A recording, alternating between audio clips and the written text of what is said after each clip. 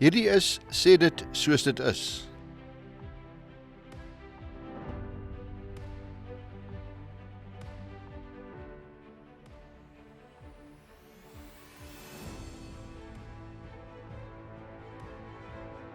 I'm talking to Ben Freeth.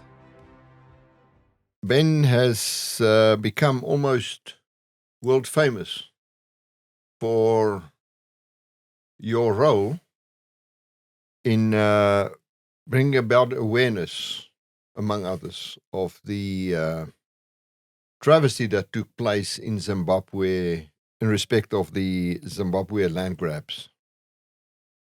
Ben, thank you for being with us. It's really a pleasure.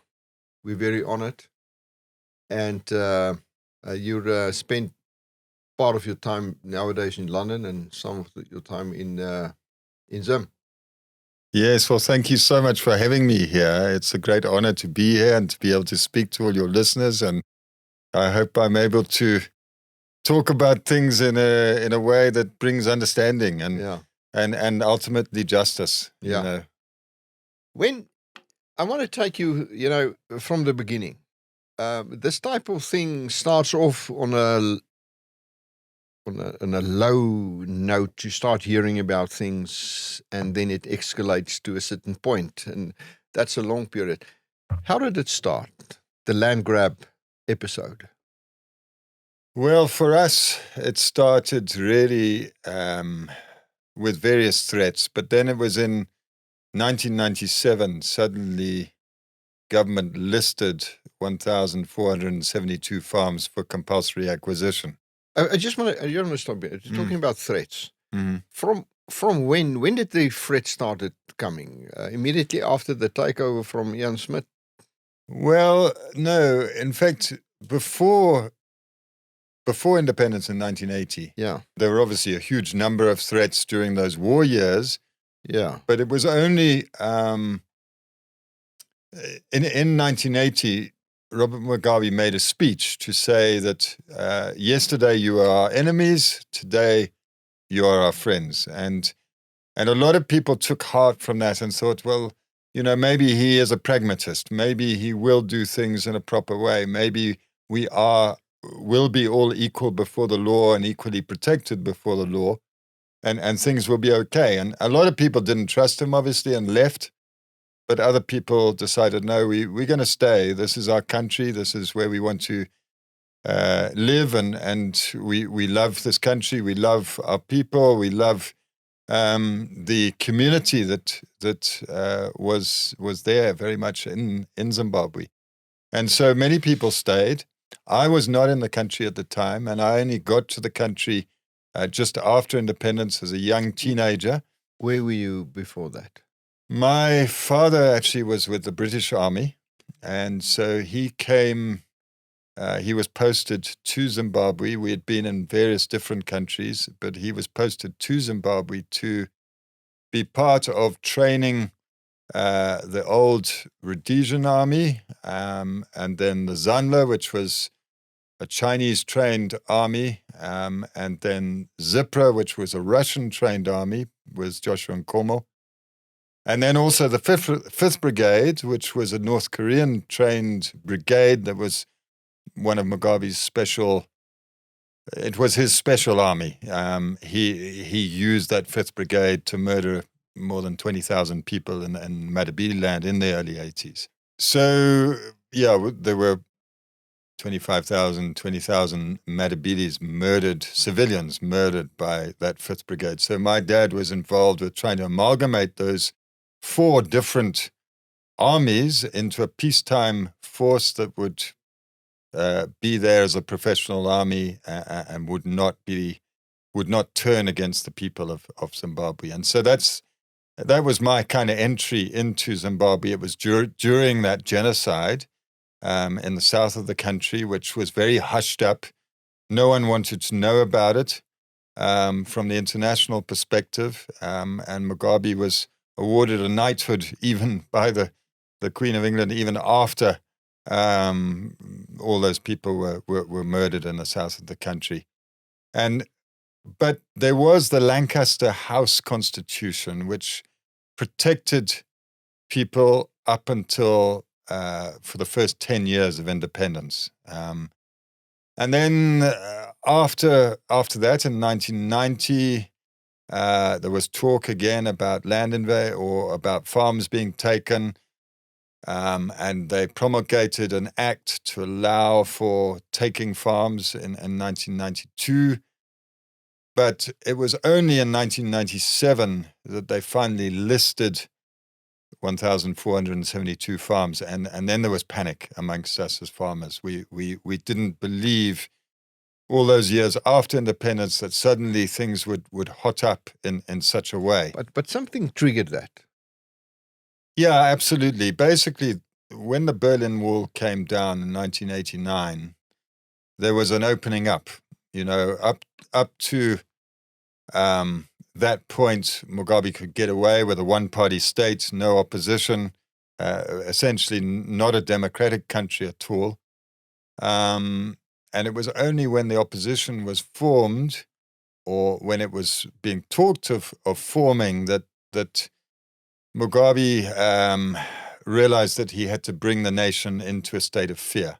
And that's essentially what he had learned through the Chinese, is if you want to stay in power, you have to make sure that people are living in fear. And so the way that you get people living in fear is you threaten their persons or you threaten their property.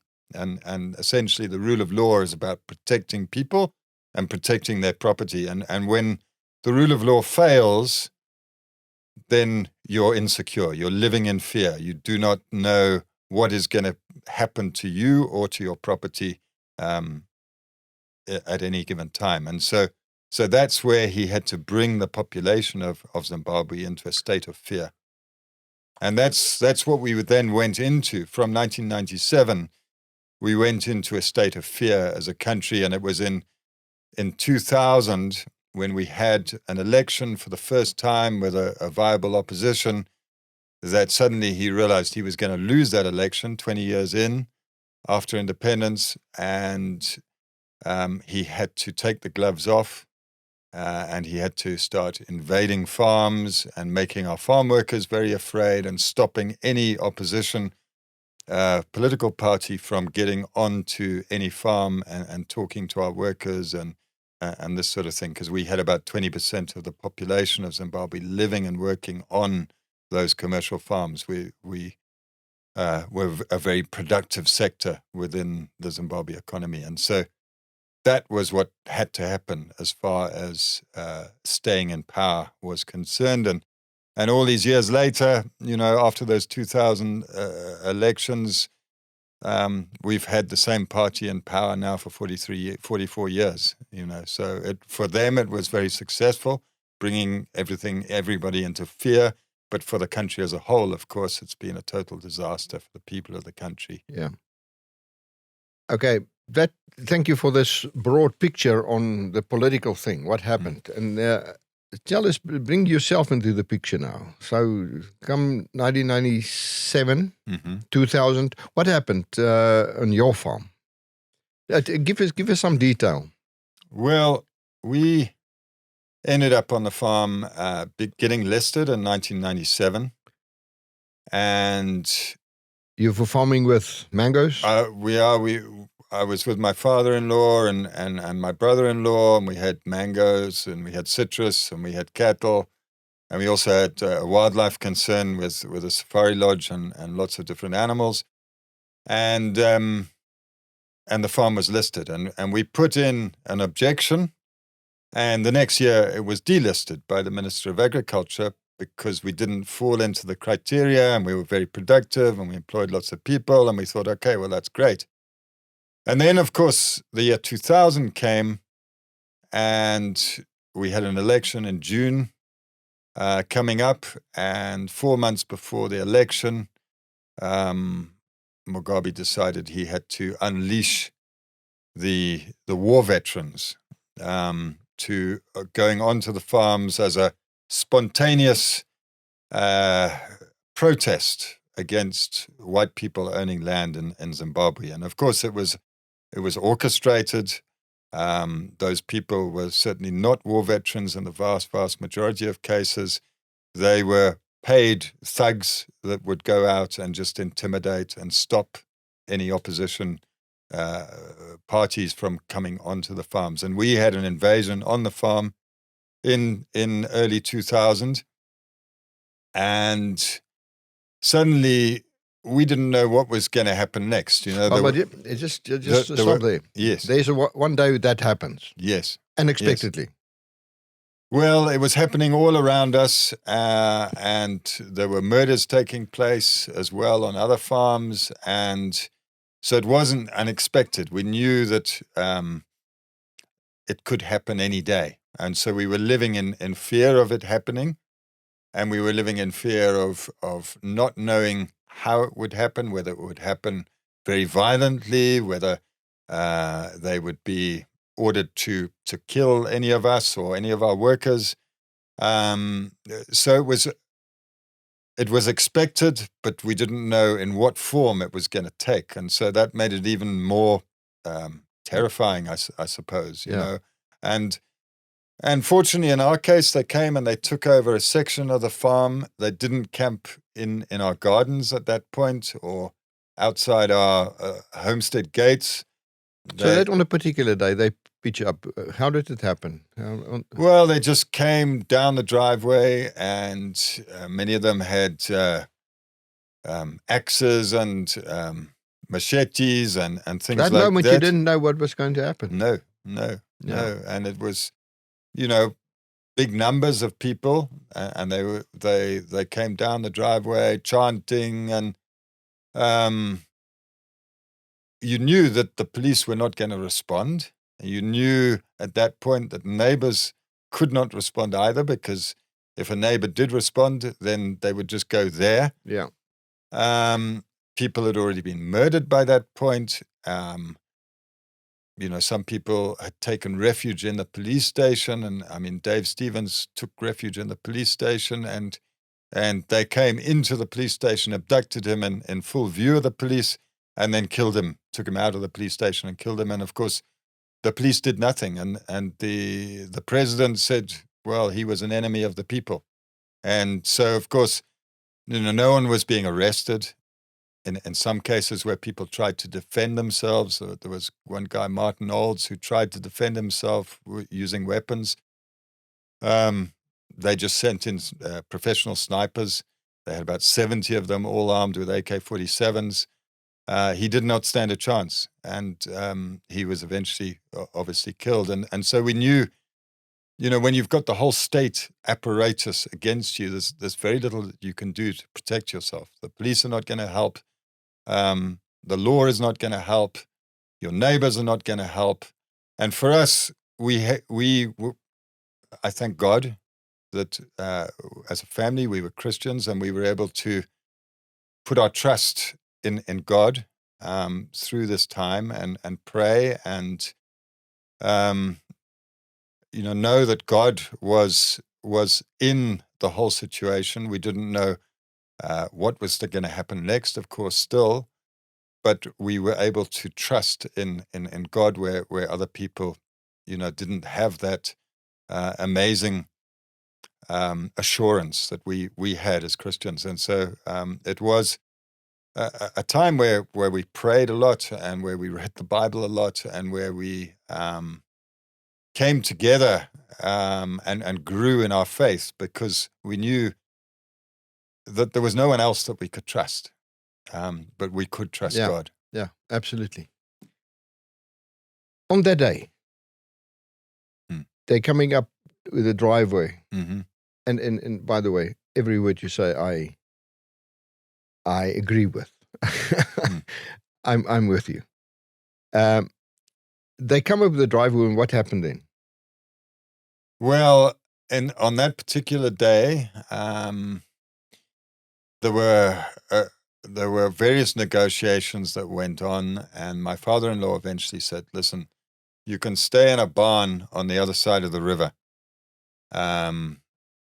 Because what was happening in other instances was they were just chopping down all the trees around the homestead and then building huts. And then, they would be there in your face the whole time.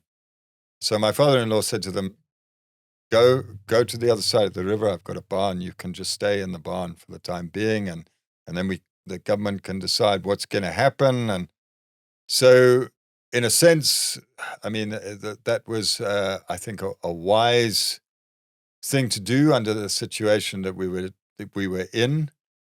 But, it was we lived in this total insecurity all the time, not knowing what they were going to do next. And of course, the game was being poached. During that time as well, the Safari Lodge got burnt down, and the hay shed got burnt down. There was a constant kind of harassment taking place to try and wear us down, get us to give up and leave. And then government changed the law, or they brought in a law, Section 8 of the Land Acquisition Act, where if you got delivered a Section 8 notice, you then had 90 days to get off your farm. Otherwise, you would be against the law, and they could arrest you and put you in jail for 2 years for being in your home, despite there being no compensation at that point, nothing no legal process to acquire the farm apart from it being listed in a newspaper. And so in 2002, that was a terrible time. Government came around and they started just arresting people, many of them old people in the community, and they just put them all in jail. And it was the middle of winter. It was this time of year. Well, it was August. People were just put in jail en masse, live in appalling conditions. And, we all knew that was a death sentence, really, to just be put in jail. And so that's when a lot of people packed up and said, we can't actually take this any longer. It's just, if police can just arrest us for living in our home, we'll get out of our home. And so we had a mass pack up of people. And we as a family decided, no, we're not going to do that. We're going to try and protect ourselves using what little law that we have. And we eventually put in a case against our president, Robert Mugabe. By that stage, our union had packed up. They had decided they're not going to challenge anything in the courts, because the courts were compromised. The Supreme Court had actually been invaded by these same war veterans, and various judges had been forced to resign. It was there were war veterans standing on the tables in our Supreme Court. The judges had to run out the back, So the judges resigned, and the Commercial Farmers Union said, we're not going to carry on we're not going to carry on using the law. The law is finished in our country. And we as a family said, no, God's throne is founded on justice and righteousness. We need to stand with whatever law that we have. And it was kind of for us as a family, well, I can remember when my father-in-law signed the papers, there were tears just running down my cheeks, because I knew that what was going to come next was going to be bad, because Mugabe did not like anyone standing against him, using whatever means, whether it was the law or anything else. And we knew that he would try and make an example of us. Now, the case you brought was filed in which court? In our own high court. Okay. Okay. And then eventually it got to the Supreme Court in 2006. And we knew we would lose, because all the judges had taken farms. They weren't going to rule. They weren't going to rule against the things that they'd been doing. Yeah. And they had a vested interest. They should have recused themselves, but of course they didn't. And we knew we were going to lose. We knew we were going to lose, but we still knew that somehow we had to do it. And it was amazing, because a week after our hearing in the Supreme Court of Zimbabwe, I was walking down the street in Harare, and I bumped into a lawyer friend, and she said to me, have you heard about this court, the SADC tribunal in Windhoek? which is the Southern African Development Community Tribunal, there for all the hundreds of millions of citizens within SADC when our own justice system fails us. And I said no, and I spoke to our lawyers, and they hadn't heard about it either. And Jeremy Gauntlet, who was our lead counsel from here in South Africa. At that time, you were still living on the farm? Still on the farm, okay. In that circumstances, okay, continue. So, and Jeremy Gauntlet he actually said before he decided whether he would represent us or not, he said, I first want to come to your farm, and I want to meet you, and I want to be on the farm for a night with you. And that was an amazing thing for an advocate to say. Yeah. And he came up to Zimbabwe, and he came onto the farm, and he stayed on the farm, and he said, yes, I believe in what you're doing, and I'm going to represent you. And so he represented us. And a week after that hearing in the Supreme Court, the SADC tribunal suddenly was open for business. And so we knew that we had a recourse. Did you have to exhaust the processes in Zim before you could approach the tribunal? Yes. So you had to go to the High Court and then the Supreme Court. And you did both. And then we did both. But we knew that there was no SADC tribunal at that point to go to. But then suddenly, within a week of that hearing, there was the SADC tribunal. It was like a miracle. It was like walking to the edge of a cliff and knowing that there was just a chasm on the next step, and then suddenly the ground coming up underneath us. It was a miraculous thing. And so we ended up going to the SADC tribunal because so that was in 2007. 2007, they arrested my father-in-law, and they started a trial to say you're on the farm illegally. And that gave us the opportunity, even though the Supreme Court had not made their judgment yet, it gave us the opportunity to say domestic remedies have been exhausted. Even though we've got a case in the Supreme Court, there's still a trial going on. Mike and the rest of us could all spend 2 years in jail, including all our workers. We can now go to the SADC tribunal, and the SADC tribunal accepted that domestic remedies had failed and that we could go to the SADC tribunal. And so we ended up in November 2007 getting an interim judgment to say you are fully protected on your farm. By the tribunal. By the tribunal. The government cannot stop you from farming. You are able to live in your house in peace, and the Zimbabwe government is compelled to protect you. And so that was an amazing thing. Then we went through a whole process of the hearings in 2008, and eventually on the 28th of November 2008, well, in the process, 2 weeks before the main hearing, Mugabe sent his thugs. It was an amazing thing because it was the 29th of June 2008, and on the 27th of June 2008, 2 days before, we had this. Mugabe had got into power after a bloody election. There was 3-4 months of thousands of people or tens of thousands of people getting tortured. We don't know how many people being murdered. And on the 29th of June, Mugabe was being sworn back into power after this terrifying time, I mean, it really was terrifying. They would come at night, and they would get all our workers together from all the farms around us. And then they would indoctrinate all our workers right the way through the night. And there would be an army guy with a weapon, an officer. And then there would be all the thugs, and the thugs would go out, and they would make sure that everyone had to come to that meeting.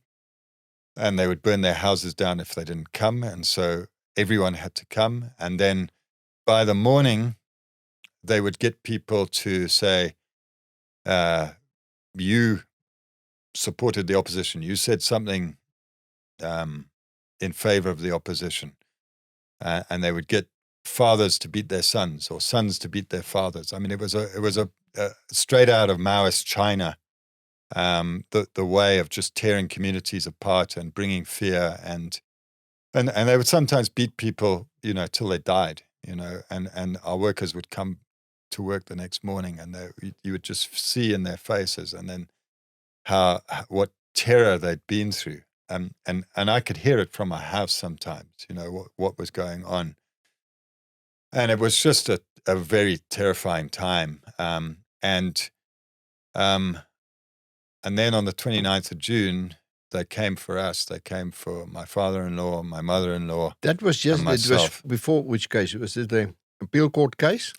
No, this was 2 weeks before the main hearing in the SADC tribunal. Okay, that's before the hearing in the tribunal. And Mugabe realized by then that he was going to lose.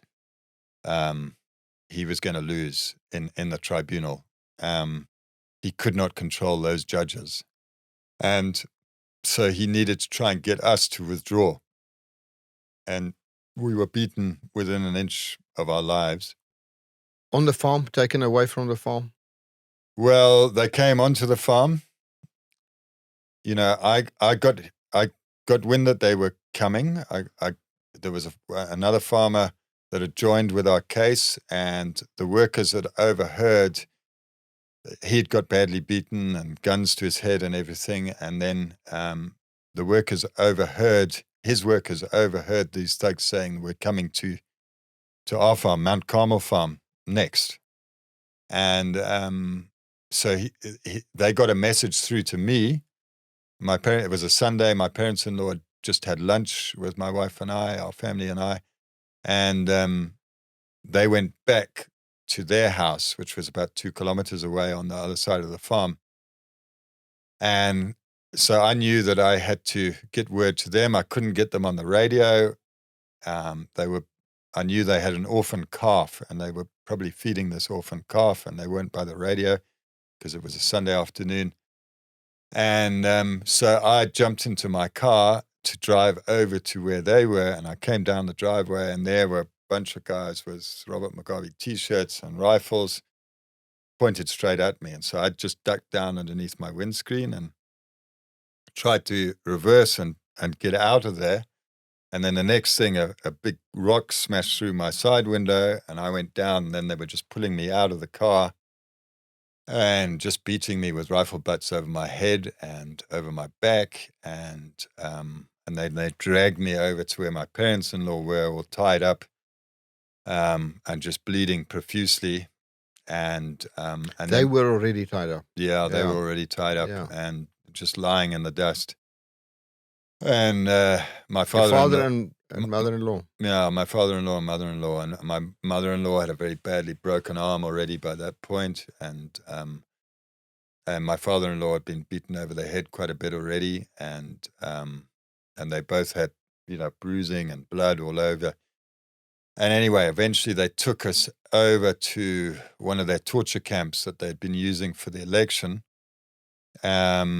which was quite a way away. But one of the vehicles they took was my father-in-law's vehicle that had a tracker in the car. So later on, they were able to track exactly where we had gone. And one of the places where we had gone was to the police station first. And then they'd got instructions from the police as to what to do with us. And then they took us out to the torture camp.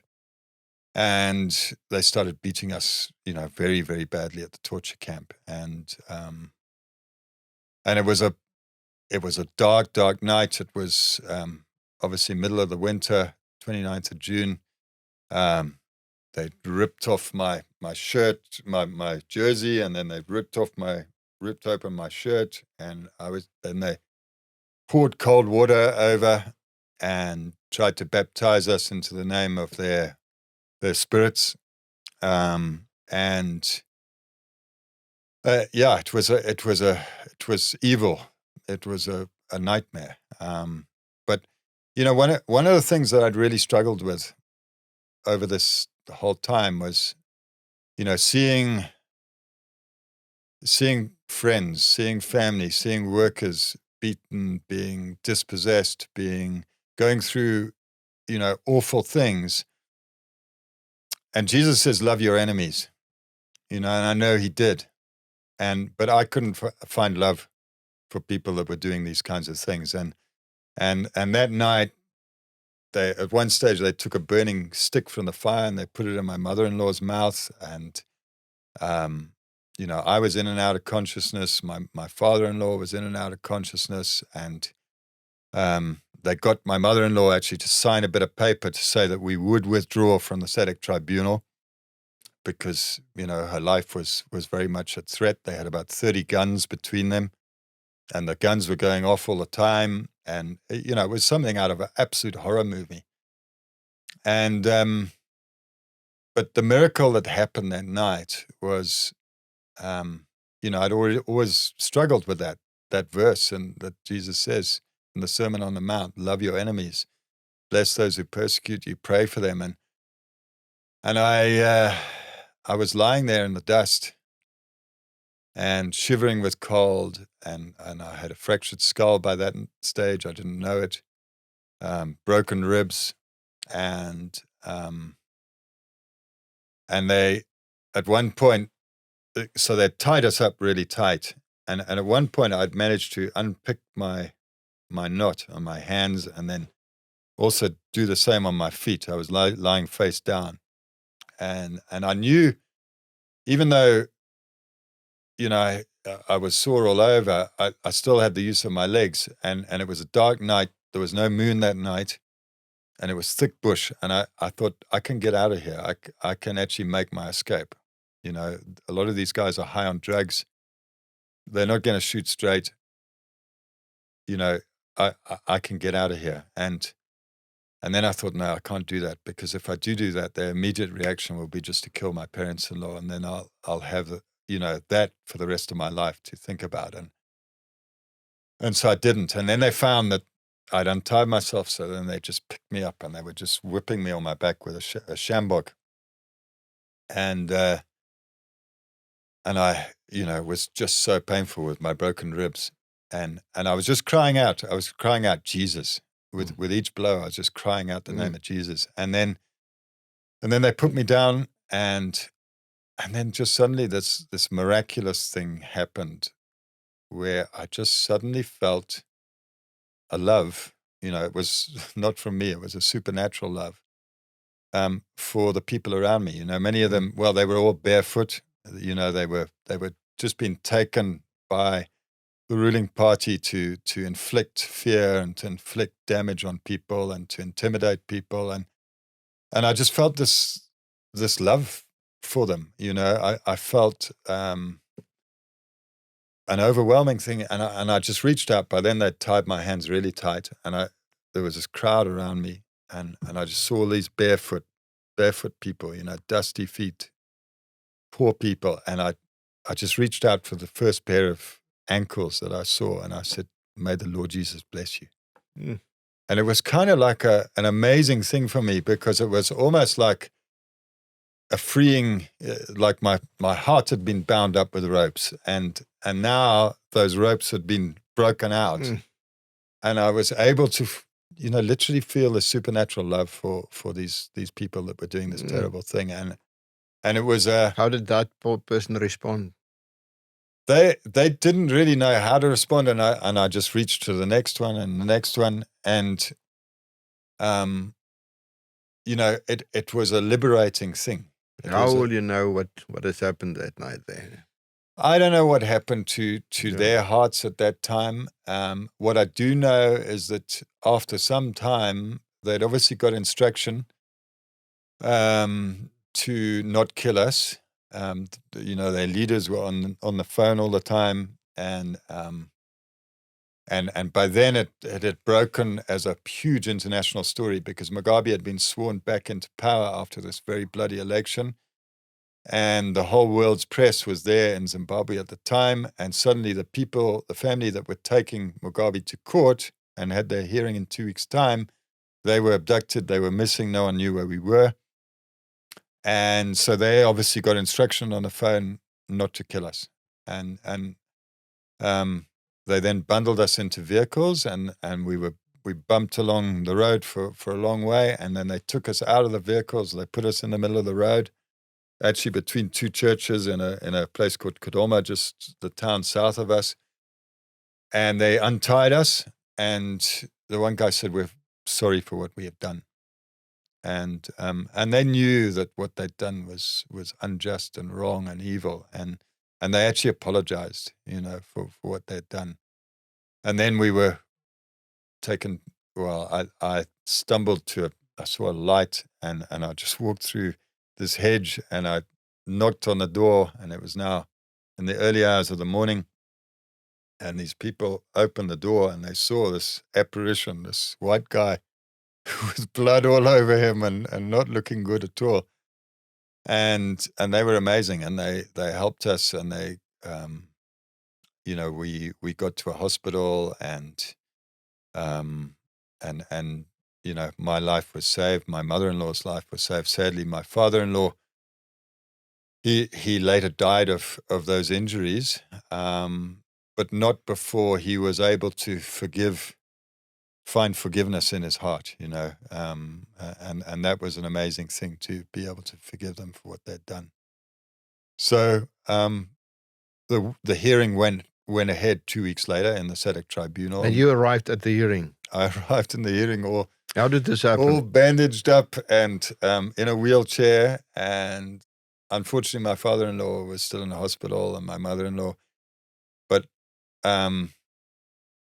the tribunal were shocked. The judges were visibly shocked, because Jeremy Gauntlet got a whole lot of photographs blown up, and they, in his delivery, they actually showed these photographs of what we looked like, and how badly we had been intimidated and beaten just 2 weeks before. And we got a very good hearing. And then on the 28th of November that year, 2008, we got an incredible judgment, which is a final and binding judgment from the highest court within the whole region of the Southern African Development Community, to say you can carry on, stay on your farm. You can carry on farming. You're not doing anything illegal. And it was a euphoric day, 28th of November 2008. It's just stuck in my mind. It was the happiest day that anyone could ever imagine. Our lawyers were crying. We were crying. The hardened journalists were crying. It was just tears of joy, because it was just something absolutely amazing that happened that day, the 28th of November. And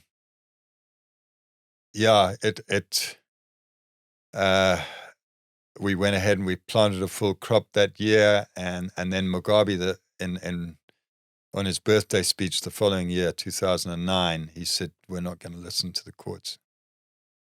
And then within 2 weeks, all hell was let loose on the farm again, and Now, the crops you planted?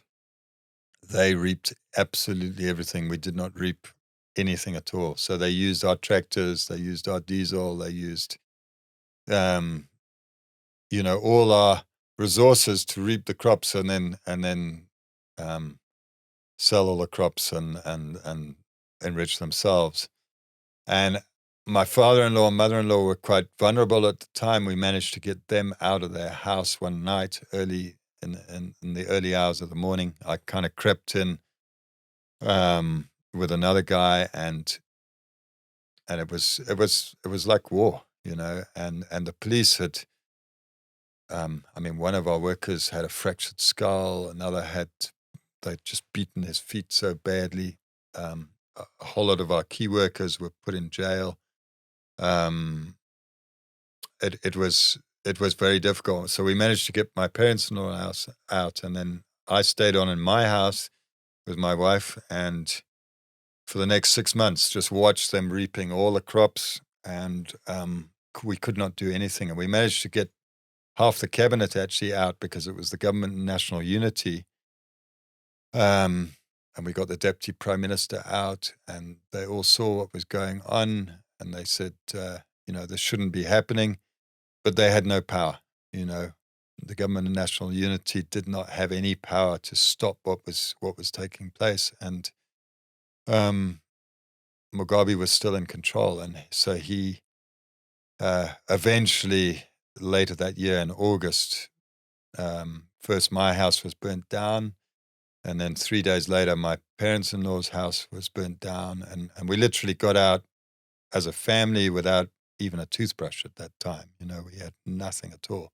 So you were still living in the house when that happened? So they came to your house, Yeah, and yeah. you had to flee with the clothes on your body. Yeah, I mean, they come through those 6 months, they'd come quite a few times, and because they were now staying at my parents-in-law's house after they'd got out. And we just felt, no, we need to just take a stand. You know, we've got a judgment that allows us to be here. They can't do anything to us. But of course, in a lawless country where the rule of law does not prevail, where human rights are trampled upon, you know, they can do what they like. But I just felt that we needed to stay there and do what we could in witnessing what was going on. And it was only 6 months later. I mean, and then during that time, I mean, it was terrifying. They would come at night and they would light fires around the house. You know, I can remember one day.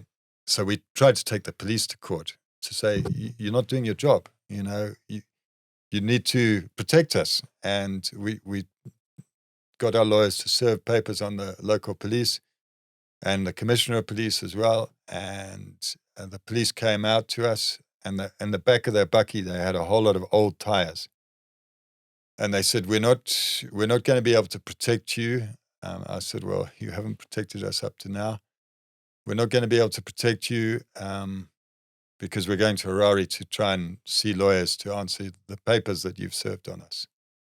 And then they went, and then they said, we're now going over to the invaders at your parents-in-law's house. And they went there. And that night, and the police suggested I get the children out. And anyway, later that night, they came and they had all the tires that the police had delivered to them. And now they lit all the tires around the house. And they put wires through the tires, and now they were dragging them around the garden. And then they beat down the door and they dragged the tires into the house. And now we had flames just leaping up into the roof. How the house didn't burn that night, I don't know, because it was a thatch roof. But it was very, very intimidating. You know, that's the kind of thing that was happening. They came one night with the tractors, you know, our tractors, and plowed up our driveway so that we couldn't get in or out along the driveway.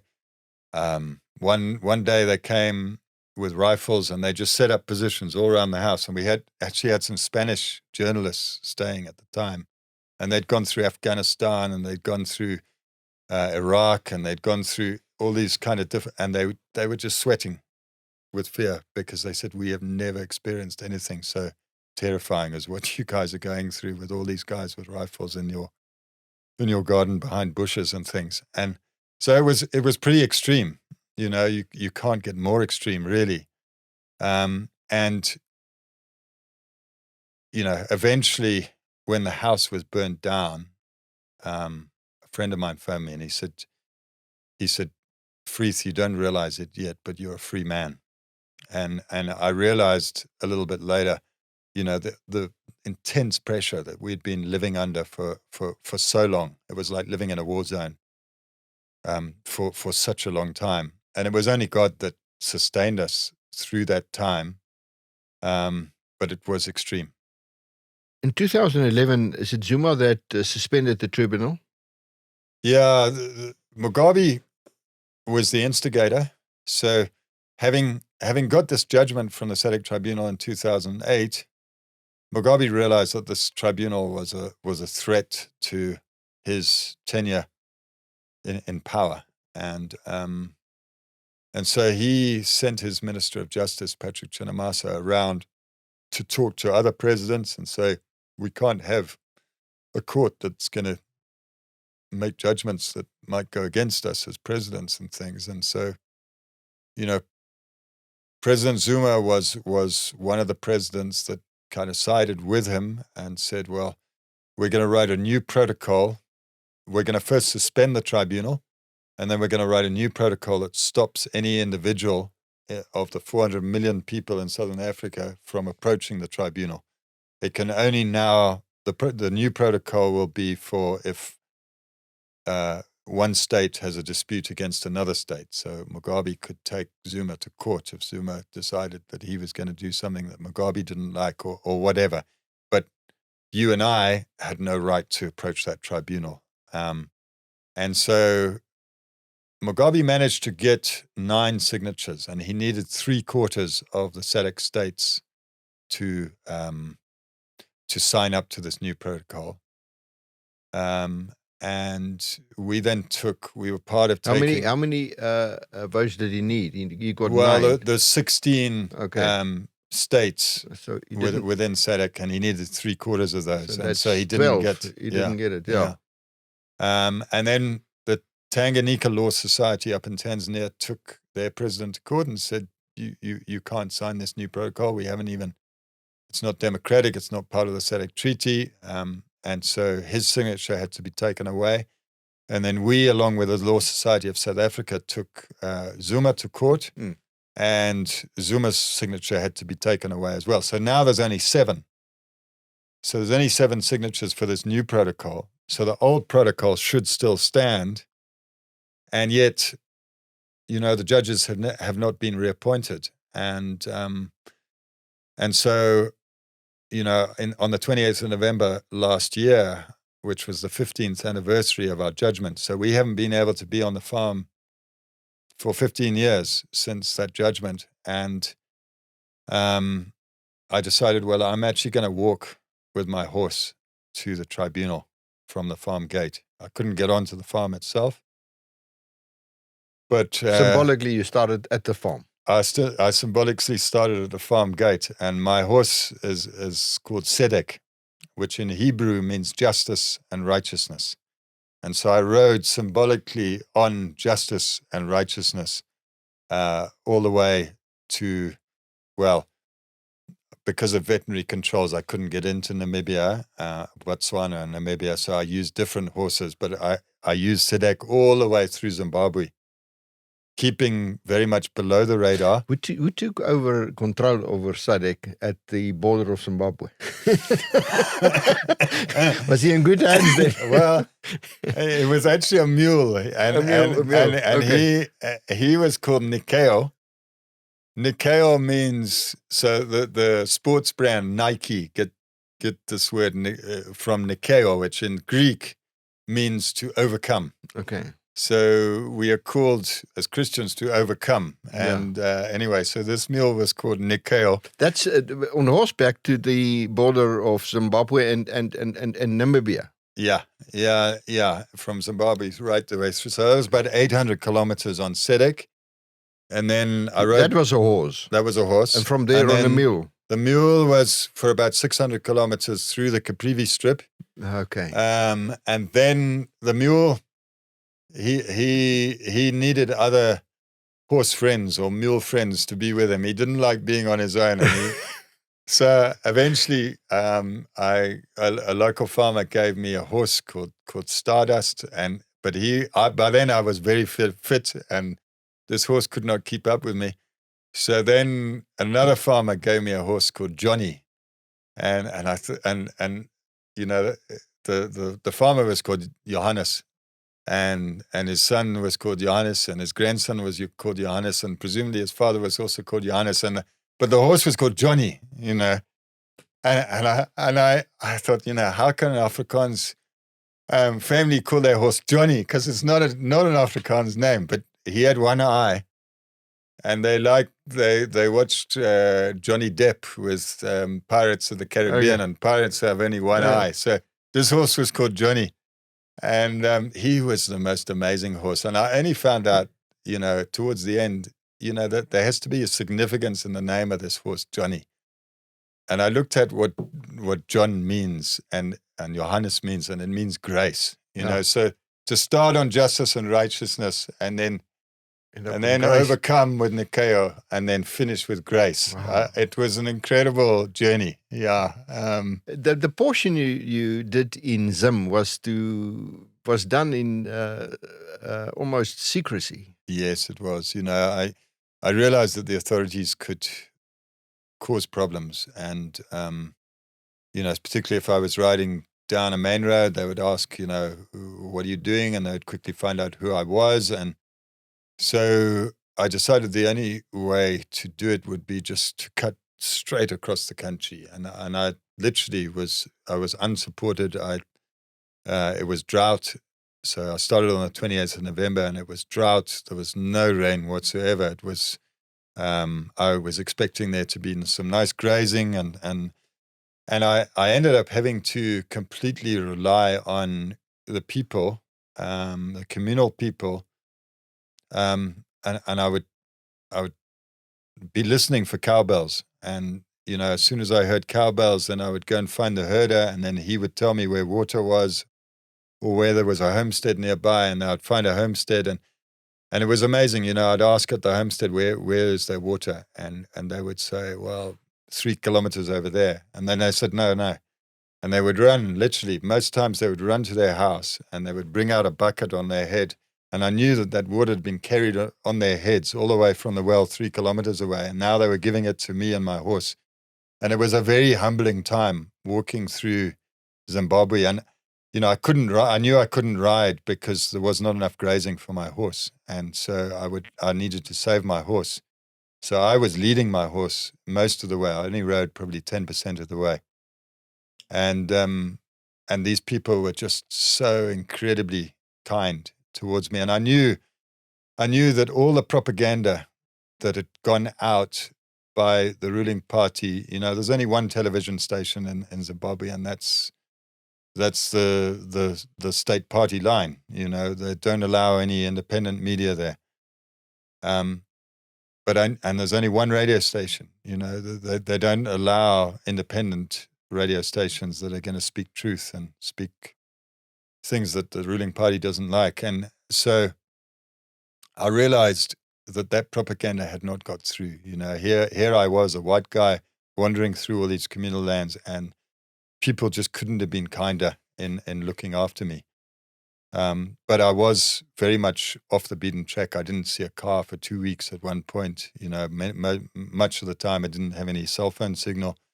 So it was very much undercover, and then I would be sleeping in the bush each night. I would walk till after dark so that I could find a place where no one knew where I was. And so it was a tough walk through Zimbabwe. But then when I got to Namibia, it was just amazing. The farmers in Namibia were just amazing. I think they had seen what was going on in their neighbor Zimbabwe over all these years, and they'd wanted to help. And here suddenly there was this Zimbabwean walking through their country, and they just couldn't do enough to help. I mean, it was just a wonderful time. The moment you crossed the border, there was safety. Yes, absolutely. Yeah. How long did the journey took you to get from your farm to the border of Namibia, to the Caprivi Strip?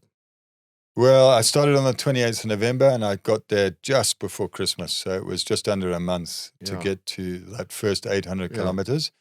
But by then I'd lost a lot of weight. I'd lost over 10 kgs in 3 weeks, because it was long days. I was getting up sometimes at 3 a.m. and then going through till after dark.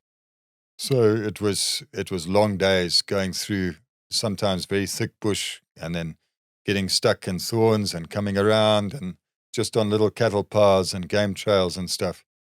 So it was a hard journey. The purpose of that journey was to stop the practices of the government and police, the harassment of farmers. No, the purpose of the journey was more to bring awareness regarding the fact that the SADC tribunal should be open. Yeah. That the judgments of the tribunal should be upheld. Yeah. And in fact, just last week, I drove to Gaborone, where the SADC Secretariat is. So this is the body that makes sure that the SADC Treaty is upheld, that the principles of the SADC Treaty are upheld, that the judgments of the tribunal are upheld. And literally they've done nothing of any consequence to make sure that that has happened in Zimbabwe. We had an election again last year on the 23rd of August. The SADC observer mission said this is not up to SADC standards. The election is flawed. It's not democratic. And yet, the SADC secretariat and the SADC body is doing nothing about what's going on. They're doing nothing to make sure that there is democracy, that human rights, the rule of law, the principles of the SADC treaty are upheld. And so, one of the key things for all of us, I believe, as citizens within the SADC community, is that we have a court of last resort if, as has happened in Zimbabwe, our own justice systems fails us. And a country that is built on justice will always thrive. A region that is built on justice will always thrive. People will be able to, their God-given potential will be able to be released where there is justice. And you see that all over the world. Where there is justice, there is prosperity. Poverty comes away. There's building, there is development, there is, wonderful things happen. But when justice is trampled under the feet of dictators, people live in poverty, they emigrate, education collapses, health collapses, the roads collapse, the railways collapse, everything. Business cannot happen where there is no justice. And so the tribunal is absolutely essential if the aims and objectives of the SADC treaty are able to be realized. And so it's my huge thing, and as a Christian, knowing that God's throne is built on justice and righteousness, my huge thing is we need that tribunal for the 400 million people of Southern Africa if what happens in Zimbabwe happens in another country. And that tribunal should be open. And that SADC secretariat should be doing everything it possibly can to reopen it. I'm going to come back to this, but now you're in the Caprivi, you're still walking with your mule. You're not riding the mule, you're walking. Sometimes I'm riding. Yeah. Sometimes I'm riding and I'm there's but this mule is a difficult an expression, custom. Stubborn as a mule. And one of the Afrikaans farmers, he said to me, if your mule stops, the only way to get this mule going is with a matchbox. You have to light a fire under the back feet because he had that experience with mules. Anyway, the one day my mule stopped. And I thought, maybe this guy is right. I need to get a matchbox. Anyway, I waited for 15 minutes. I said, Nikeo, I've got time. I was talking to my mule. I've got time. 15 minutes went by. Half an hour. And he's standing dead still. Standing still. Half an hour went by. 1 hour went by. I said, no, I've got time. I've got patience. Hey, and I was thinking, is this thing going to just stay here forever? Anyway, hour and a half went by. Eventually, just after 2 hours, he suddenly realized, no, I've got patience. and he started to walk again. And I let him walk for about 100 meters. And then I stopped and I got off and I said, Nikeo, well done. You've done. Because there's nothing, if a mule stops, there's nothing you can do to make it go again if it's decided and it's hit. So you have to just show greater patience. And I think, in a sense, that's kind of, with our whole fight for justice, we need a lot of patience. And it's gone on for a long, long time. And it's been, it's been half my life, fighting this thing, and it's needed a lot of patience. And it's like I'm still sitting there on the road, but I need to just wait it out and carry on and not give up. And eventually I know that justice will prevail. I know that. So eventually get another horse, and that took you to Windhoek. No, that horse only took me about 150 Ks. A farmer saw that I was struggling with that horse. I was leading it. It was tired. The mule or no, this was now the horse. The horse, yeah. And he said, no, I can give you a horse. And he came the next morning and brought me this other horse. And it was this horse, Johnny Depp. He was this incredible horse. And he he just had such a lot of determination and spirit, and he's a beautiful horse. I was very, very sad to say goodbye to that horse, but he's gone back to the owners, to Johannes, and yeah, they're very lucky to have such an amazing horse. But they were so kind, so generous to lend me, as someone they didn't not even know, such a wonderful horse. Wow. And that was the Namibians. The Namibians were just so kind and generous towards me. So, as you were approaching Windhoek, people were catching up with you, joining you. Yes, and lots of other horses joined. And coming into Windhoek on the last day, we had over 30 horses just riding, with me. And then we had all the SADC flags with us as well, from all the different countries within Southern Africa. And there was just this incredible feeling of camaraderie and friendship, and just wanting the right thing to be done, and wanting Africa, or Southern Africa, to prosper and to do well. And that was just an incredible feeling to ride into Windhoek, and then we got to the door. That building is a Turnhalle building. Yes, the Turnhalle Is it building. Still the case, or is it no longer that? That's where well, it's still got SADC Tribunal written on that Turnhalle building. And so I got to the steps with my horse Johnny, and we made Dr. Theo Diaga from SAI. He came as well, and we signed a memorandum for the SADC Secretariat to say the tribunal needs to be reopened. And then I said a prayer on the steps of the tribunal. And then eventually all the journalists left and everything, and I was just there. And I was talking to Ali Zangula, who was our Namibian lawyer at the time of the SADC Tribunal case that we took. And I said to Elise, I want to put this prayer, because I'd written it out, I want to put this prayer on the tribunal. And I said, where shall I put it? And she said, you must put it on the door.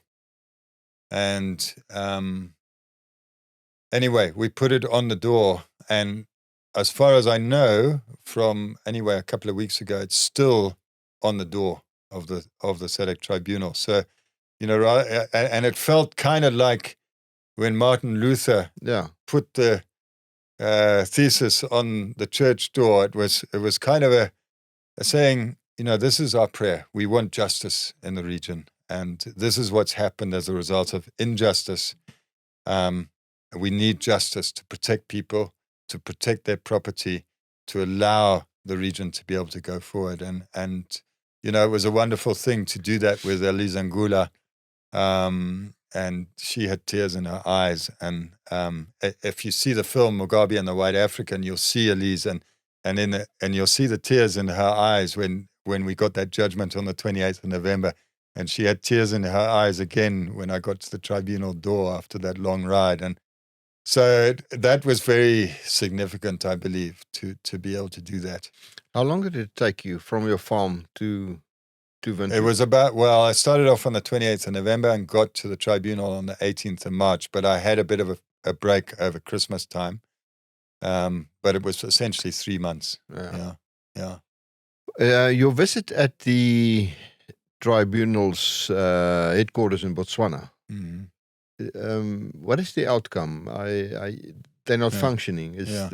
Well, that's where the SADC Secretariat is. So the SADC Secretariat is responsible for administering the SADC Treaty, and one of the 8 pillars of the SADC Treaty is the SADC Tribunal. So they are responsible for the protocols and protecting the treaty and making sure that the aims of the treaty are done within the SADC region. And so I'd written a letter after finishing my ride to say I wanted to meet with the executive secretary of the SADC Secretariat to discuss these issues. And I didn't get a reply. And then I carried on resending the letter 6 times over the last few months and still didn't get a reply. So I thought, well, the only thing to do is actually drive to the SADC Secretariat. So I drove to the SADC Secretariat and I got to the reception and I said, this is the story. And they sent me to the registrar. And the registrar said, yes, we've got all your letters. And she showed me on the computer, we've got all your letters. But she said the executive secretary has passed it to the deputy executive secretary. And I found out the deputy executive secretary is from Zimbabwe. And she started in August last year. And she's been in the Zimbabwe government for the last 35 years or so. So whether that's the reason why I'm not getting a reply, I don't know. But I was then taken up to the offices on the 6th floor, and they said, well, come back tomorrow at 8 o'clock and you can meet with the head of legal affairs. Anyway, I came back the next morning at 8 o'clock and I realized, well, an hour went by and still there was no meeting. And then eventually they said, no, sorry, she's been taken ill and has had to go to hospital. So I realized actually they don't really want to see me because they don't know how to talk to me. They know that they have not done their job. So, we now need to look at other ways of trying to compel them to do their job. The day after you abducted and you've lost everything, started a new life. How do you start a new life? How do you do that? Where did you start? Well, we were very blessed. My father had actually bought a house in Harare many years before. So we were able to, my family, we were all able to move into that house. So at least we had a roof over our heads and everything. And then, my father-in-law died in that house a little bit later. And then I traveled over to the UK. And I met by then the film, the movie Mugabe and the White African had come out. And I met a guy here in the airport in Johannesburg.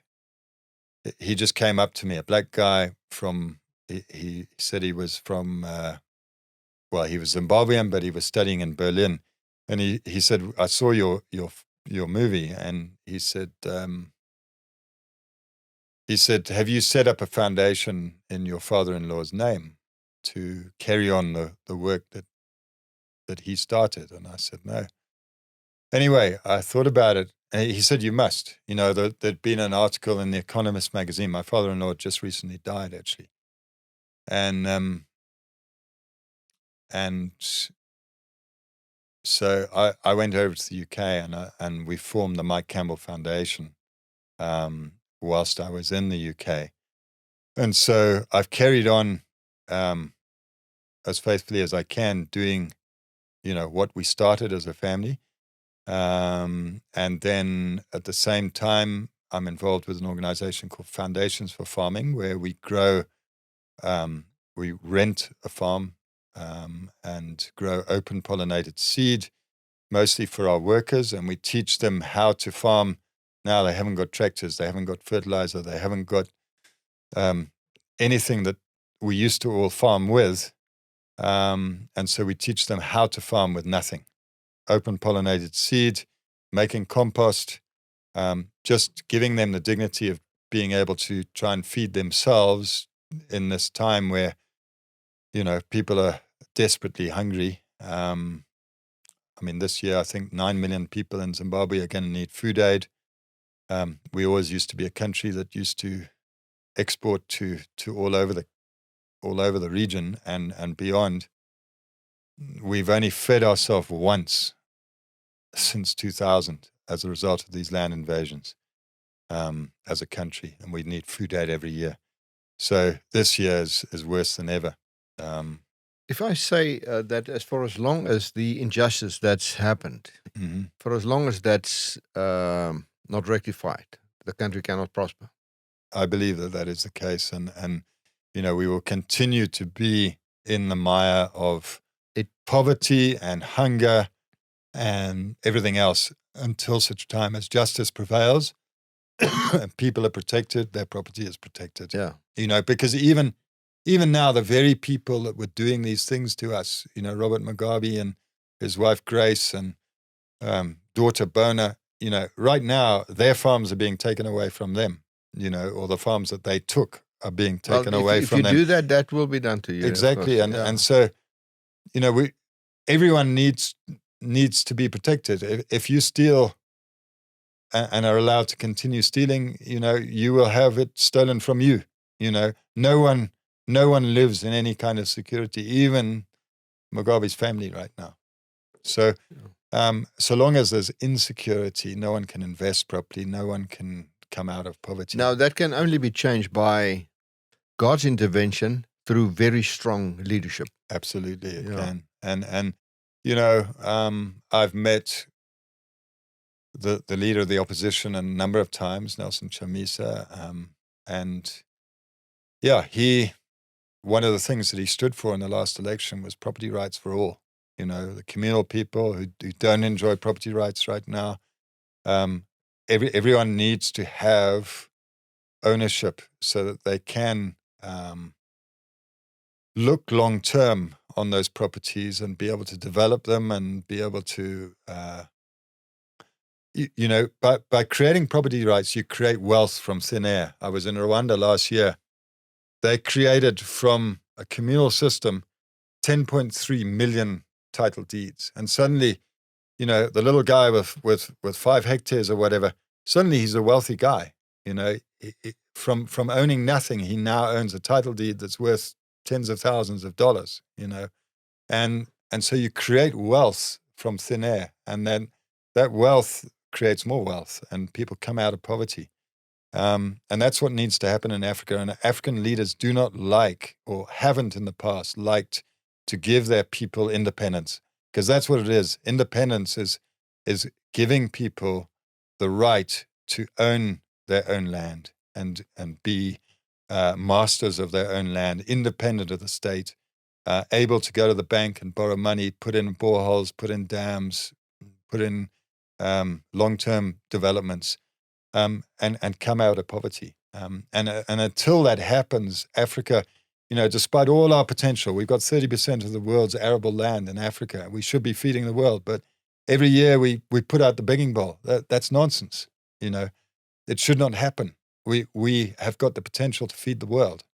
And that will happen when these leaders give their people independence. Yeah. What's happening in Zimbabwe? How will you describe life in Zimbabwe now? It's very tough. Inflation has continued to run, very hard. Where does it stand now? Well, we just had a new currency, the ZiG, Zimbabwe gold backed. Apparently it's backed by gold, but no one's ever seen the gold, and they don't allow auditors to come and have a look. And that doesn't help. No, but our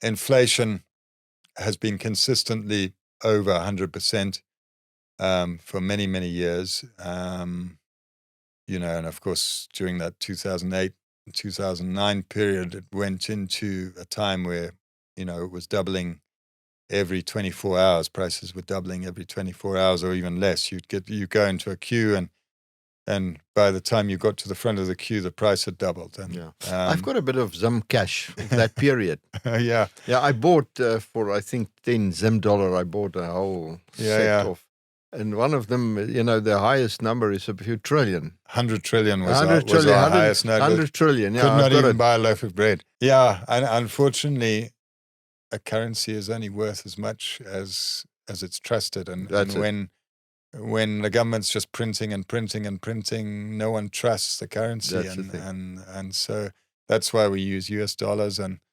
but and so even people buying and selling houses and whatever, they'll never use a bank. It's US dollar there's notes a second cardboard tier boxes. There's a second tier Zim economy.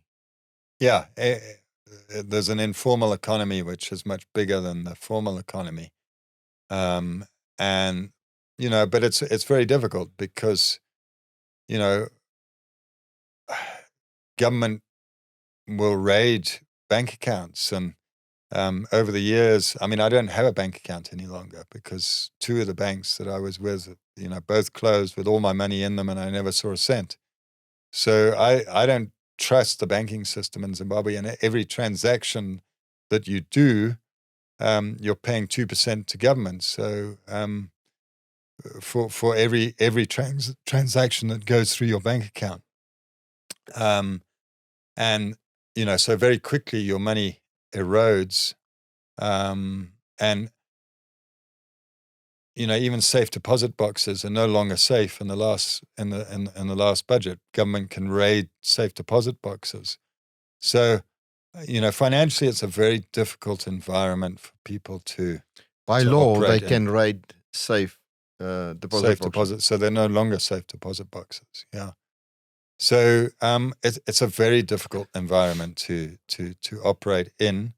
I think the one thing that has happened in more recent years is that they have allowed things like fuel to come in to the country, and so we don't have, we used to have 2-3 days sometimes in a queue to try and get some diesel or petrol for your car.